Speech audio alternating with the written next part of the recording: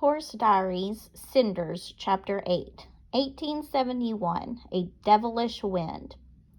The air in the fire station always smelled smoky, but by my second year there it reeked of burning wood as well. There was almost always a fire breaking out somewhere in the city. The horses were scarcely cleaned up from the last fire when the bell went off calling them to the next one. Then out of the stalls they would spring. Down the stairs the men would pound, and off they'd go, returning hours later with faces and arms blackened with soot. I asked Butch one day, "Are all Chicago summers this bad?" "This is the worst I've seen," Butch said. "It's the heat," said Daisy. "And the drought," said Maisie. "There's been almost no rain at all," said Maybelle. The fall brought no relief. The heat and the dryness were bad enough. But on some days a powerful wind, like the bellows in a smithy, blew from off the prairie. On the street outside the fire station, stray papers and dried leaves rattled past. "It's a devilish wind," said Butch. "Who knows what it will blow our way?" What with our cold weather, coats coming in, we horses sweated and itched beneath our winter weight fur. Then one hot, windy day, Sparky started barking and doing her fire dance. Everyone was hoping that, just this once, she was wrong. But Sparky was never wrong. The bell went off. "I've got a bad feeling about this," Butch grumbled, just before his stall door slid open. He and the others stepped out and went through their paces with hooves dragging. If only someone would slide open my door, I'd leap at the chance to join them. I was fresh and ready, but as always, they went off and left me in my stall. What a waste of horsepower. I waited for their return, but they didn't come back. I paced in a circle. Fat Bell, the fire station ratter, leaped onto the ledge of Butch's empty stall. "You're as nervous as a big cat in a small cage," she said. "They've been gone for a long time. For so long, they've missed my feeding." I stopped pacing, and my ears swiveled forward as another alarm went off. "Uh-oh," said Belle. "2 alarms. That's not good." Moments later, more wagons from other stations went clattering through the streets on their way to the fire. I resumed my pacing, only to pull up short as a 3rd alarm sounded. "Not good at all," said the cat. "At the rate this is going, half the crews in town will be called out." When a second feeding time had passed, I fell into a doze to the sound of my stomach rumbling and gurgling. Late the next morning, Sparky came dragging in, looking like someone had dunked her in a vat of tar.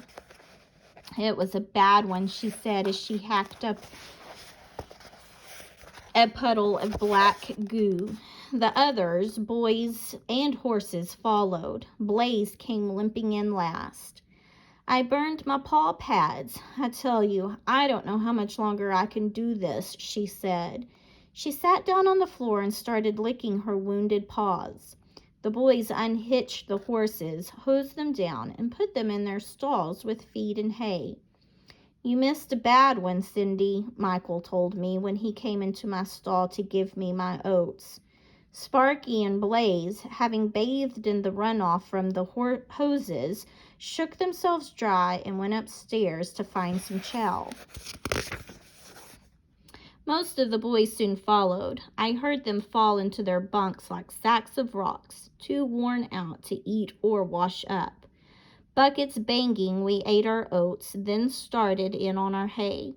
Soon the others went fast asleep, snoring softly, but I was still awake.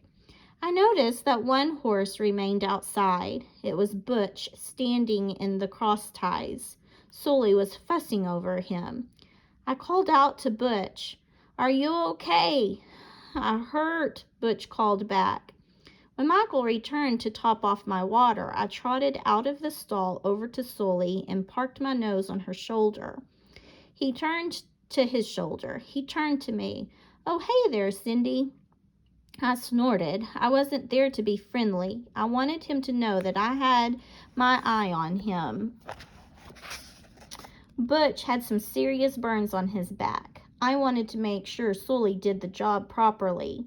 Sparky had joined us. Poor old Butch, she said. Butch's hide twitched at Sully's touch. I nickered. Is that man hurting you? Say the word and I'll run him off. He's not hurting me, Butch said. It's the burns that hurt. You should have seen it. There was a whoosh, followed by this tremendous boom.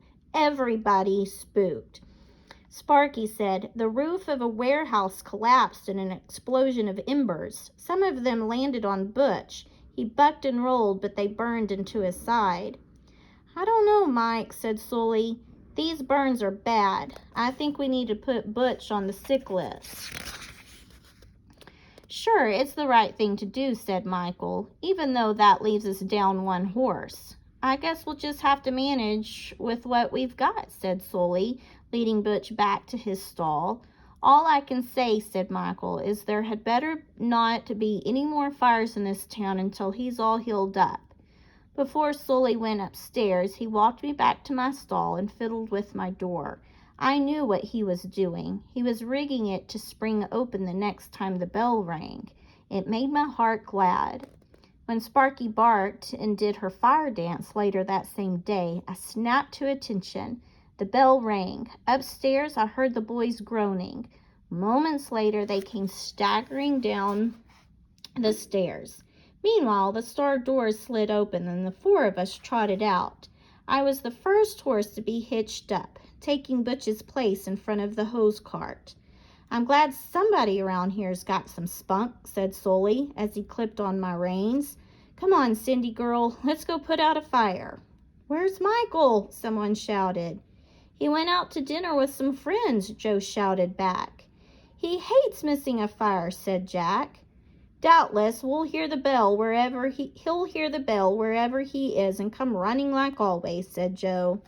How can I describe the thrill I felt as, wind whipping my mane, I cantered through the streets of Chicago, pulling the hose cart with Sparky dashing at my side. A man swept off his hat and called out to Sully. I see you've got yourself a fine new dappled horse, Sully called back. That I do. This is her first fire. Good luck to the both of you. Behind was the little giant with Joe at the reins Michael usually held. The courthouse tower bell tolled. Sully shook his head and said to Jack, Wrong, wrong, wrong. The bell is wrong. It's sending out the wrong signal. It's sending crews to the wrong address, Sully muttered darkly. We're off to a very poor start tonight. I didn't like the way this sounded. I felt my first twinge of unease. Don't let it bother you, Sparky said. Men make mistakes. As soon as we arrived on the scene, the heat of excitement in my blood turned to icy cold fear. A barn and some sheds were ablaze. I had seen fires on the farm, but never anything this big. It was hot and bright and shockingly loud. For this, there had been no training. Sparky said, Now you know that being a fire horse means more than looking lively at the sound of the bell. It also means staying calm in the face of fire. I learned to do it, and you'll learn too. This was easier said than done. Fire was a living, breathing thing, an evil force that meant me harm. I jigged in place. Easy now, Cinders, Sully said. He hopped off and unhitched me, leading me away from the heat. Keep an eye on the greenhorn, Sparky, he said as he began to unravel the hose from the wagon. I tossed my head and shifted my weight onto my hind legs, braced to run. Now was the time, but something stopped me. Somehow I knew that if I ran away now, I'd be something almost as hateful as man-killer. I'd be a failure. Men dashed to and fro, bumping heads and tripping over each other's hoses. They flailed about like a herd of horses without a leader. What's happening? I asked Sparky, panic seizing me in spurts that I constantly had to fight down. They're looking for fire plugs. They get water from the city's mains through the fire plugs. The steam engine bumped it out pumps it out and shoots it through the hoses. Sometimes when a burn is big and there are lots of men and equipment, there aren't enough plugs to go around. Is this a big burn? I asked. It looks like it, said Sparky. Who knows? It might even be the big burn. The one Michael said was going to come sooner or later, because Chicago is built mostly out of wood, and fire loves wood. Fire loves horses too, my inner voice screamed, but I must not let it have me. I was relieved to see Michael come running, still buttoning up his jacket and shouting. His fearlessness lent me some calm. He set to work running a short hose from the plug to the little giant and then attaching one end of Sully's hose to the steam engine. Soon the hose filled with water. It wiggled along the ground like a big fat snake. Where did Sully go? I asked Sparky. He's down the alley at the other end of that hose. He's getting closer to the fire, Sparky said. Is there always this much confusion? I asked. No, she said, tonight's different. Everything's going wrong. The lads are tired, the equipment is dirty, and the alarms are wrong. The wind is the worst I've ever seen. You watch yourself, Cinders. If the wind blows an ember on you, shake it off or drop down and roll. You don't want to wind up like poor Butch. The very idea made me shiver all over. That's the idea, big girl, said Sparky. Listen, I'm spread thin tonight. What with Mom being on the sick list, I need to check on the thoroughbreds. Will you be all right by yourself, Cinders? Please don't go, I cried, but Sparky was already on her way over to check on the white mares. My head craned this way and that as the wind whipped my mane. The fire seemed to be spreading fast. I hoped that Sparky would return soon before it got me. Suddenly, a giant of a man in a high-peaked helmet came charging down the street. Let's get ourselves organized, boys, he shouted. I sensed immediately that this was the leader of all the firemen. The giant started speaking through a shiny horn that made his voice louder than the roar of the fire.